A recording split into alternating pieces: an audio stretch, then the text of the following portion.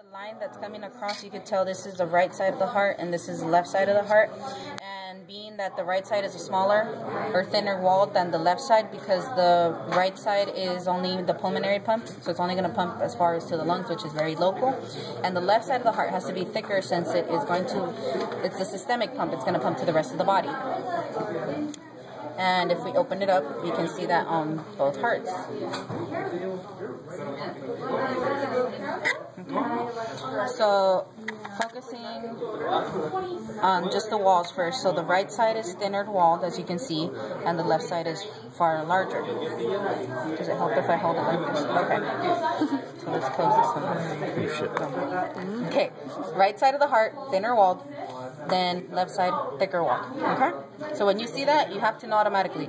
Right is a pulmonary pump, so it's thin, it's very local, and right next to it.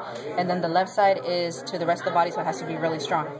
Then if we're looking in terms of the layers of the heart, the innermost layer or surface of the heart is the endocardium. What makes up the muscle layer of the heart is the myocardium. And then if we're talking about just the outside layer of the heart, it's the epicardium. Okay? Now, structures. For this heart, the right atrium kind of sits towards the back, so it's right atrium, and then the right auricle here. So right atrium and right auricle. And it's not open, so we can't really get into it. But then this is the right ventricle, and right here we have the tricuspid valve.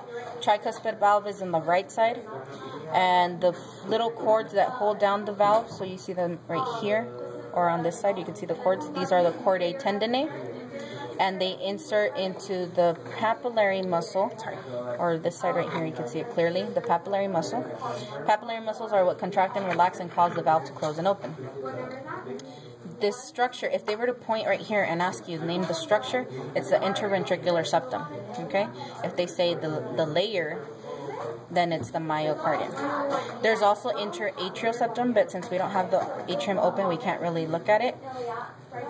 The structure that lays or makes up the endocardium is the trabeculae carneae. Okay? So once we go through the right ventricle, and then the blood flow will go into the pulmonary trunk. So as I said, this heart lays this way.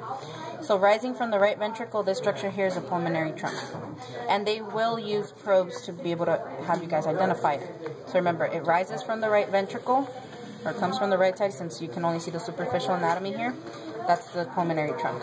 And obviously, since it's been cut off, we can't see the pulmonary arteries. Okay? But you would have pulmonary arteries right and left. So then from here, it'll go into the arteries, go to the lungs, come back, and it will fill the left atrium. Left atrium we're seeing in this here, and it is cut up. And then the left auricle, the flap. So when we open up the heart, we can barely get into it. Let's see. Oh, it's better here. This is the left atrium, really small, collapse down this area. Then this one right here, since it's on the left side, this is the bicuspid valve. So if they put a pin through here, and just in that area, it's the bicuspid valve, okay? Chordae tendineae, papillary muscle, we're going to go into the left ventricle. The left ventricle will then, if you can see, the valve would close right here. Valve is right here, right? The bicuspid valve, so it would close shut. And then coming from the left ventricle, you have the aorta. And this little flap we're crossing through, this would be the aortic semilunar valve. In the pulmonary, we weren't able to see it because it wasn't open that far down. Okay? So if they put the probe here, right, and it's rising from the left ventricle, they say name the structure, then you're just going to say the aorta. But if they happen to say name the structure the probe is going through, then it's the aortic semilunar valve. And then we don't have the aortic arch present. So we're going to look at the front of the heart. This one right here, this would be the interventricular sulcus. Along this line would be the left coronary artery and vein. And then on this side coming around here would be the right coronary artery and vein. But we can't see the blood flow in this heart. And from the right atrium, This is the superior vena cava. And then the inferior